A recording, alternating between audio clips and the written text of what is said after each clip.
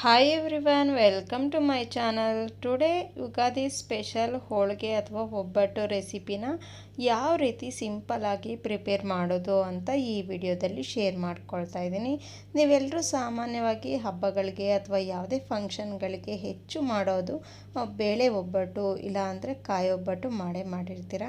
ಆದರೆ ನಾನು ಈ ವಿಡಿಯೋದಲ್ಲಿ ಅವಲಕ್ಕಿಯಿಂದ ಈಸಿಯಾಗಿ ಹೋಳಿಗೆ ಯಾವ ರೀತಿ ಪ್ರಿಪೇರ್ ಮಾಡಬಹುದು ಅಂತ ಈ ವಿಡಿಯೋದಲ್ಲಿ ಶೇರ್ ಮಾಡ್ಕೊಳ್ತಾ ಇದ್ದೀನಿ. Let's start the video.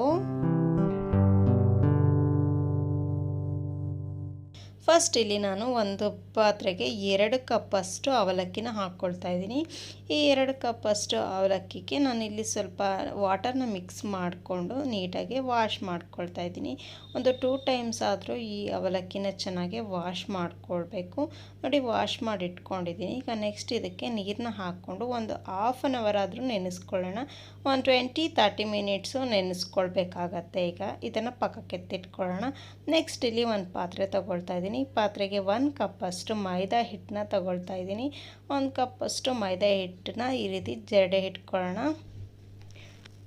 ಈಗ ನೆಕ್ಸ್ಟು ಜರಡಿ ಇಟ್ಕೊಂಡಿದ್ದಾಗಿದೆ. ಅದೇ 1 ಕಪ್ಪಷ್ಟು ಚಿರೋಟಿ ರವೆನ ಹಾಕ್ಕೊಳ್ತಾ ಇದ್ದೀನಿ. ಈಗ ಹಾಗೆ ನೆಕ್ಸ್ಟ್ ಇದಕ್ಕೆ ಒಂದು ಹಾಫ್ ಸ್ಪೂನಷ್ಟು ಸಕ್ಕರೆ, ಹಾಫ್ ಸ್ಪೂನು ಉಪ್ಪು, ಹಾಗೆ ಒಂದು ಚಿಟಿಕೆಯಷ್ಟು ಅರಿಶಿನ ಹಾಕ್ಕೊಳ್ಳೋಣ. ಈಗ ಇದನ್ನೆಲ್ಲ ಸ್ವಲ್ಪ ನೀರು ಹಾಕದೆ ಫಸ್ಟೇ ಇದನ್ನು ಸ್ವಲ್ಪ ಚೆನ್ನಾಗಿ ಮಿಕ್ಸ್ ಮಾಡ್ಕೊಳ್ಳೋಣ. ಈ ರೀತಿ ಮಿಕ್ಸ್ ಮಾಡ್ಕೊಂಡಿದ್ದ ನಂತರ ನೆಕ್ಸ್ಟ್ ಸ್ವಲ್ಪನೇ ನೀರನ್ನ ಹಾಕ್ಕೊಂಡು ಮಿಕ್ಸ್ ಮಾಡ್ಕೊಳ್ತಾ ಹೋಗಬೇಕು. ಒಂದೇ ಸರಿ ನೀರು ಹಾಕೋದು ಬೇಡ. ಒಂದೇ ಸರಿ ಹಾಕ್ಕೊಂಡ್ರೆ ಕಲಿಸ್ಕೊಳ್ಳೋದಕ್ಕಾಗಲ್ಲ. ಸ್ವಲ್ಪನೇ ನೀರನ್ನ ಹಾಕ್ಕೊಂಡು ನಿಧಾನವಾಗಿ ಕಲಿಸ್ಕೊಳ್ಬೇಕಾಗತ್ತೆ ಸ್ಮೂತಾಗಿ ಬರೋದಕ್ಕೆ. ಈ ರೀತಿ ನೀಟಾಗಿ ಕಲಿಸ್ಕೊಳ್ಳೋಣ. ಈ ಕನಕ ಎಷ್ಟು ನಾವು ನಾದ್ಕೊಳ್ತೀವೋ ಅಷ್ಟು ಚೆನ್ನಾಗಿ ಬರುತ್ತೆ ಹೋಳಿಗೆ. ಹಾಗಾಗಿ ಈ ಕನಕನ ನಾವು ಚೆನ್ನಾಗಿ ಪ್ರಿಪೇರ್ ಮಾಡ್ಕೊಳ್ಬೇಕಾಗತ್ತೆ.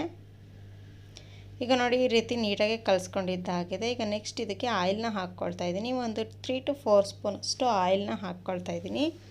ಈಗ ನೆಕ್ಸ್ಟ್ ಈ ರೀತಿ ಚೆನ್ನಾಗಿ ಮಿಕ್ಸ್ ಮಾಡ್ಕೊಳ್ಳೋಣ. ನೆಕ್ಸ್ಟ್ ಇದಕ್ಕೆ ಇನ್ನೊಂದು 2-3 ಸ್ಪೂನಷ್ಟು ಆಯಿಲ್ನ ಹಾಕ್ಕೊಂಡು ಚೆನ್ನಾಗಿ ನಾದ್ಕೊಳ್ಬೇಕಾಗುತ್ತೆ. ನಾನು ಫಸ್ಟೇ ಹೇಳ್ದಂಗೆ ನಾನು ಎಷ್ಟು ಈ ಕನಕನ ಎಷ್ಟು ನಾದ್ಕೊಳ್ತೀವೋ ಅಷ್ಟು ಚೆನ್ನಾಗಿ ಬರುತ್ತೆ ಹೋಳಿಗೆ. ಈ ಲೆವೆಲಲ್ಲಿ ಮಾತ್ರ ಮಿಸ್ ಮಾಡೋದೇ ಬೇಡ. ಒಂದು 5 to 10 ಮಿನಿಟ್ಸ್ ಆದರೂ ಈ ರೀತಿ ಚೆನ್ನಾಗಿ ಮಿಕ್ಸ್ ಮಾಡಿಕೊಂಡು ನಾದ್ಕೊಳ್ಬೇಕಾಗತ್ತೆ. ಈ ಕನಕನ ರೆಡಿ ಮಾಡ್ಕೊಳ್ಬೇಕಾಗತ್ತೆ. ಈ ರೀತಿ ನೀಟಾಗಿ ನಾದ್ಕೊಂಡಿದ್ದೆ ಕೈಗೆ ಸ್ವಲ್ಪ ಕೂಡ ಅಂಟ್ಕೊಳ್ತಾ ಇಲ್ಲ ಈ ಕನಕ. ಈ ರೀತಿ ಚೆನ್ನಾಗಿ ಮಿಕ್ಸ್ ಮಾಡ್ಕೊಂಡಿದ್ದ ನಂತರ ಇದನ್ನು ಒಂದು ಪ್ಲೇಟ್ ಮುಚ್ಚಿ ಒಂದು ಹಾಫ್ ಆನ್ ಅವರ್ ಆದರೂ ಮುಚ್ಚಿಡೋಣ. ಒಂದು ಹಾಫ್ ಆನ್ ಅವರ್ 1 ಅವರ್ ಆದರೂ ಇದನ್ನು ಮುಚ್ಚಿಟ್ಕೊಳ್ಳೋಣ. ಅಷ್ಟರಲ್ಲೇ ನಾವು ಹೂರ್ಣಗೆ ಪ್ರಿಪೇರ್ ಮಾಡ್ಕೊಳ್ಳೋಣ. ಈಗ ನೆಕ್ಸ್ಟು ಹೂರ್ಣ ಪ್ರಿಪೇರ್ ಮಾಡ್ಕೊಳ್ಳೋಣ. ಈ ಅವಲಕ್ಕಿ ಕೂಡ ಚೆನ್ನಾಗಿ ನೆಂದ್ಕೊಂಡಿದೆ. ಈಗ ನೆಕ್ಸ್ಟ್ ಇದು ನೀರನ್ನೆಲ್ಲ ನೀಟಾಗಿ ಬಸ್ತ್ಕೊಂಡ್ಬಿಡೋಣ. ನೋಡಿ, ನೀರನ್ನೆಲ್ಲ ನೀಟಾಗಿ ಬಸ್ತ್ಕೊಂಡಿದ್ದಾಗಿದೆ. ಈಗ ಇದನ್ನು ನಾವು ಒಂದು ಮಿಕ್ಸಿ ಜಾರ್ ತೊಗೊಳ್ತಾ ಇದ್ದೀನಿ. ಈ ಮಿಕ್ಸಿ ಜಾರ್ಗೆ ನಾನಿಲ್ಲಿ ನೆನೆಸ್ಕೊಂಡಿರೋವಂಥ ಅವಲಕ್ಕಿನ ಹಾಕ್ಕೊಳ್ತಾ ಇದ್ದೀನಿ. ಈ ಅವಲಕ್ಕಿ ಜೊತೆಗೆ ನಾನು 1 ಕಪ್ಪಷ್ಟು ಹಸಿ ಕಾಯಿ ತುರಿ ಹಾಕ್ಕೊಳ್ಳೋಣ. ತುಂಬಾ ಟೇಸ್ಟ್ ಚೆನ್ನಾಗಿರುತ್ತೆ.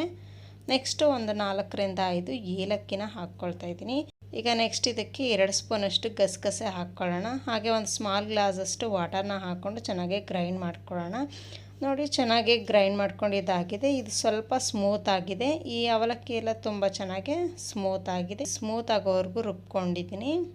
ನೋಡಿ, ಪರ್ಫೆಕ್ಟಾಗಿ ಈ ರೀತಿ ಪ್ರಿಪೇರ್ ಆಗಿದೆ. ಈಗ ನೆಕ್ಸ್ಟ್ ಒಂದು ಕಡಾಯಿ ಬಿಸಿ ಇಟ್ಕೊಂಡಿದ್ದೀನಿ. ಕಡಾಯಿಗೆ ನಾನು 2 ಕಪ್ಪಷ್ಟು ನೀರನ್ನ ಹಾಕ್ಕೊಳ್ತಾ ಇದ್ದೀನಿ. 2 ಕಪ್ಪಷ್ಟು ನೀರು ಸ್ವಲ್ಪ ಬಿಸಿ ಆಗಿದೆ. ಈಗ ಇದಕ್ಕೆ 2 ಕಪ್ಪಷ್ಟು ಬೆಲ್ಲ ಹಾಕ್ಕೊಳ್ಳೋಣ. ನೀವು ಯಾವುದೇ ರೀತಿ ಬೆಲ್ಲ ಯೂಸ್ ಮಾಡ್ಬೋದು. ಇದು ನಾನು ಇಲ್ಲಿ ಕಪ್ಪುದು ಬೆಲ್ಲನ ಹಾಕ್ಕೊಳ್ತಾ ಇದ್ದೀನಿ. ಇದು ನಮ್ಮ ಆರೋಗ್ಯಕ್ಕೆ ತುಂಬಾ ಒಳ್ಳೆಯದು ಈ ಬೆಲ್ಲ ಅಂತೂ. ಹಾಗಾಗಿ ಇದನ್ನೇ ನಾನು ಯೂಸ್ ಮಾಡ್ಕೊಳ್ತಾ ಇದ್ದೀನಿ. ಈ ಬೆಲ್ಲ ಸ್ವಲ್ಪ ಕಾಯ್ತಿದ್ದ ಹಾಗೆ ಈಗ ನೆಕ್ಸ್ಟ್ ರುಬ್ಕೊಂಡಿರೋವಂಥ ಮಿಶ್ರಣನೆಲ್ಲ ಇದಕ್ಕೆ ಹಾಕ್ಕೊಳ್ಳೋಣ. ಇದು ಸ್ವಲ್ಪ ಚೆನ್ನಾಗಿ ಈ ರೀತಿ ಮಿಕ್ಸ್ ಮಾಡ್ಕೊಳ್ಳೋಣ. ಒಂದು 5 ಮಿನಿಟ್ಸ್ ಈ ರೀತಿ ಅಂತ ಇದ್ದರೆ ಸಾಕು, ಚೆನ್ನಾಗಿ ಮಿಕ್ಸ್ ಆಗುತ್ತೆ. ನೋಡಿ, ಈಗ ಮಿಕ್ಸ್ ಆಗಿದೆ. ಈಗ ನೆಕ್ಸ್ಟ್ ಇದಕ್ಕೆ ಒಂದು 2 ಸ್ಪೂನಷ್ಟು ತುಪ್ಪನ ಹಾಕ್ಕೊಳ್ತಾ ಇದ್ದೀನಿ. ಈ ತುಪ್ಪನ ಹಾಕ್ಕೊಂಡು ಈ ರೀತಿ ಚೆನ್ನಾಗಿ ಮಿಕ್ಸ್ ಮಾಡ್ಕೊಳ್ಳೋಣ. ಇದು ಸ್ವಲ್ಪ ಗಟ್ಟಿ ಬರುತ್ತೆ. ಗಟ್ಟಿ ಬರೋವರೆಗೂ ಚೆನ್ನಾಗಿ ಮಿಕ್ಸ್ ಮಾಡ್ಕೊಳ್ತಾನೆ ಇರಬೇಕು. ನೋಡಿ, ಈ ರೀತಿ ಸ್ವಲ್ಪ ಹಾಗೆ ಮಿಕ್ಸ್ ಆಗಿದೆ. ಈ ತವ ಕೂಡ ಸ್ವಲ್ಪ ಬಿಡ್ತಾ ಇದೆ. ಈಗ ನೆಕ್ಸ್ಟ್ ಇದಕ್ಕೆ ಒಂದು 2 ಸ್ಪೂನಷ್ಟು ಕಡಲೆ ಬೀಜದ ಪುಡಿ ಅಥವಾ ಬಾದಾಮಿ ಪುಡಿನ ಹಾಕ್ಕೊಳ್ಳೋಣ. ಟೇಸ್ಟು ತುಂಬಾ ಚೆನ್ನಾಗಿರುತ್ತೆ. ಸ್ವಲ್ಪ ಕಡಲೆ ಬೀಜದ ಪುಡಿ ಆದರೂ ಅಥವಾ ಬಾದಾಮಿ ಪೌಡರ್ನಾದರೂ ಹಾಕ್ಕೊಂಡ್ರೆ ತುಂಬಾ ಚೆನ್ನಾಗಿರುತ್ತೆ. ನೋಡಿ ಕಂಪ್ಲೀಟಾಗಿ ಗಟ್ಟಿ ಆಗಿದೆ ಈಗ ಇದು. ಈಗ ನೆಕ್ಸ್ಟ್ ಇದನ್ನು ಇಲ್ಲಿ ಸ್ಟವ್ನ ಆಫ್ ಮಾಡಿಬಿಟ್ಟು ಒಂದು 10 ಮಿನಿಟ್ಸ್ ಹಾಕಿ ಬಿಡೋಣ. 10 to 15 ಮಿನಿಟ್ಸ್ ಹಾಕಿ ಬಿಡೋಣ. ಸ್ವಲ್ಪ ಕಂಪ್ಲೀಟಾಗಿ ತಣ್ಣಗಾಗಲಿ. ಈಗ ಕಂಪ್ಲೀಟಾಗಿ ತಣ್ಣಗಾಕಿದೆ ಈ ರೀತಿ. ನೆಕ್ಸ್ಟ್ ಈಗ ಉಂಡೆಗಳನ್ನ ಮಾಡ್ಕೊಳ್ಳೋಣ. ಈಗ ಹೂರಣ ಅಂತೂ ರೆಡಿ ಆಗಿದೆ. ನೆಕ್ಸ್ಟ್ ಕನಕ ತಗೊಳ್ತಾ ಇದ್ದೀನಿ. ಕನಕನೂ ಸಹ ಚೆನ್ನಾಗಿ ನೆಂದ್ಕೊಂಡಿದೆ. ಈಗ ಇದು ಸಹ ಉಂಡೆಗಳನ್ನ ಮಾಡ್ಕೊಳ್ಳೋಣ. ನೋಡಿ ಇದು ಕೂಡ ಕನಕ ಕೂಡ ಸ್ಮೂತ್ ಆಗಿದೆ. ಈಗ ನೆಕ್ಸ್ಟ್ ಇಲ್ಲಿ ಒಂದು ಪೇಪರ್ ತಗೊಳ್ತಾ ಇದ್ದೀನಿ. ನೀವು ಯಾವುದೇ ಪೇಪರ್ನ ಯೂಸ್ ಮಾಡ್ಕೊಳ್ಬಹುದು ಹೋಳಿಗೆ ತಟ್ಕೊಳ್ಳೋದಕ್ಕೆ. ಇಲ್ಲಿ ನಾನು ಸ್ವಲ್ಪ ಆಯಿಲ್ನ ಸವರ್ಕೊಂಡು ಈ ರೀತಿ ನಿಧಾನವಾಗಿ ತಟ್ಕೊಳ್ತಾ ಇದ್ದೀನಿ. ನೀಟಾಗಿ ತಟ್ಕೊಂಡಿದ್ದಾಗಿದೆ. ಈಗ ಇದಕ್ಕೆ ಹೂರಣನ ಇಟ್ಕೊಳ್ಳೋಣ. ಹೂರಣ ಇಟ್ಕೊಂಡು ಉಂಡೆಗಳನ್ನ ಮಾಡ್ಕೊಳ್ಳೋಣ. ಇದೇ ರೀತಿ ಎಲ್ಲ ಹೋಳಿಗೆನೂ ಸಹ ಇದೇ ರೀತಿ ಉಂಡೆಗಳನ್ನ ಮಾಡಿ ಇಟ್ಕೊಳ್ಬೇಕಾಗತ್ತೆ. ನೋಡಿ ಎಕ್ಸ್ಟ್ರಾ ಬಂದಿರೋದು ಸ್ವಲ್ಪ ಹಾಗೆ ನೀಟಾಗಿ ಸ್ವಲ್ಪ ತೆಗೆದಾಕ್ಬಿಡೋಣ. ಇಲ್ಲಾಂದರೆ ಸ್ವಲ್ಪ ದಪ್ಪ ಬಂದುಬಿಡುತ್ತೆ ಒಂದು ಕಡೆ. ಸೊ ಹಂಗಾಗಿ ತೆಗೆದಾಕ್ಬಿಟ್ರೆ ಬೆಟರ್ ಆಗುತ್ತೆ. ಈಗ ನೆಕ್ಸ್ಟ್ ಇದು ತೆಗೆದಾಕಿದ್ದಾಗಿದೆ. ಈಗ ಇದನ್ನು ನೀಟಾಗಿ ತಟ್ಕೊಳ್ಳೋಣ. ನೋಡಿ ಎಷ್ಟು ನೀಟಾಗಿ ಸ್ಪ್ರೆಡ್ ಆಗ್ತಾಯಿದೆ. ನೀಟಾಗಿ ತಟ್ಕೊಂಡ್ರೆ ಈ ರೀತಿ ನೀಟಾಗಿ ಬರುತ್ತೆ. ಈ ಅವಲಕ್ಕಿದಂತೂ ಫುಲ್ ಸ್ಮೂತಾಗಿರುತ್ತೆ. ನೀಟಾಗಿ ಹೋಳಿಗೆನ ತಟ್ಕೊಂಡಿದ್ದಾಗಿದೆ. ಇಲ್ಲಿ ನೆಕ್ಸ್ಟ್ ತವ ಬಿಸಿ ಇಟ್ಕೊಳ್ತಾ ಇದ್ದೀನಿ. ತವಗೆ ಸ್ವಲ್ಪ ಆಯಿಲು ಅಥವಾ ತುಪ್ಪನ ಹಾಕ್ಕೊಳ್ತಾ ಇದ್ದೀನಿ. ಈಗ ಹೋಳಿಗೆನ ಹಾಕ್ಕೊಳ್ಳೋಣ. ಇದನ್ನು ಎರಡೂ ಕಡೆ ಸ್ವಲ್ಪ ಸ್ಪ್ರೆಡ್ ಎರಡೂ ಕಡೆ ಚೆನ್ನಾಗಿ ಬೇಯಿಸ್ಕೊಳ್ಬೇಕಾಗತ್ತೆ. ಎರಡೂ ಕಡೆ ಬೆಂದರೆ ನಮಗೆ ಹೋಳಿಗೆ ರೆಡಿ ಆಗುತ್ತೆ. ಅದರಲ್ಲೂ ಅವಲಕ್ಕಿ ಹೋಳಿಗೆ ರೆಡಿ ಆಗುತ್ತೆ. ತುಂಬಾ ಸ್ಮೂತಾಗಿ ಬರುತ್ತೆ. ಟೇಸ್ಟು ಕೂಡ ಚೆನ್ನಾಗಿರುತ್ತೆ. ಸ್ವಲ್ಪ ಸ್ವೀಟು ಜಾಸ್ತಿ ಹಾಕ್ಕೊಂಡ್ರೆ ಸಾಕು. ನಮಗೆ ಈ ಅವಲಕ್ಕಿಯಿಂದ ಮಾಡೋವಂಥ ಹೋಳಿಗೆ ಕೂಡ ತುಂಬಾ ಚೆನ್ನಾಗಿರುತ್ತೆ. ನೋಡಿ ಈಗ ಎರಡೂ ಕಡೆ ಚೆನ್ನಾಗಿ ಬೆಂದಿದೆ. ಈಗ ಇದನ್ನು ಪ್ಲೇಟ್ಗೆ ಹಾಕ್ಕೊಳ್ಳೋಣ. ಇದೇ ರೀತಿ ಎಲ್ಲ ಹೋಳಿಗೆಗಳನ್ನು ತಟ್ಕೊಂಡು ಈ ರೀತಿ ಬೇಯಿಸ್ಕೊಳ್ಳೋಣ.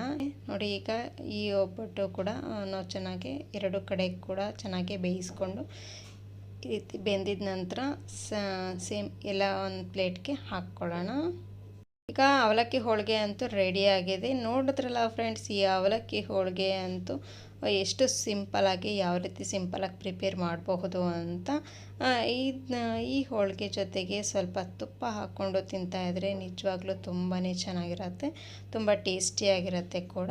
ನೋಡಿದ್ರಲ್ಲ ಫ್ರೆಂಡ್ಸ್, ಈ ವಿಡಿಯೋನ ಯಾವ ರೀತಿ ಸಿಂಪಲಾಗಿ ಪ್ರಿಪೇರ್ ಮಾಡ್ಬೋದು ಅಂತ. ನೀವು ಕೂಡ ಒಂದು ಸಲ ಮನೇಲಿ ಈ ರೀತಿ ಟ್ರೈ ಮಾಡಿ. ಈ ವಿಡಿಯೋ ನಿಮ್ಗೆ ಇಷ್ಟ ಆಗಿದ್ರೆ ಖಂಡಿತವಾಗ್ಲೂ ಒಂದು ಲೈಕ್ ಮಾಡಿ. ಹಾಗೆ ನಿಮ್ಮ ಫ್ರೆಂಡ್ಸ್ಗೆಲ್ಲ ಶೇರ್ ಮಾಡಿ. ಇದೇ ಥರ ಇನ್ನಷ್ಟು ಹಲವು ವೀಡಿಯೋಸ್ಗಳನ್ನ ನೋಡಬೇಕು ಅಂದರೆ ನಮ್ಮ ಫ್ರೆಂಡ್ಲಿ ಕಿಚನ್ HMR ಚಾನಲ್ನ ಪ್ಲೀಸ್ ಸಬ್ಸ್ಕ್ರೈಬ್ ಮಾಡ್ಕೊಳ್ಳಿ ಫ್ರೆಂಡ್ಸ್. Thank you.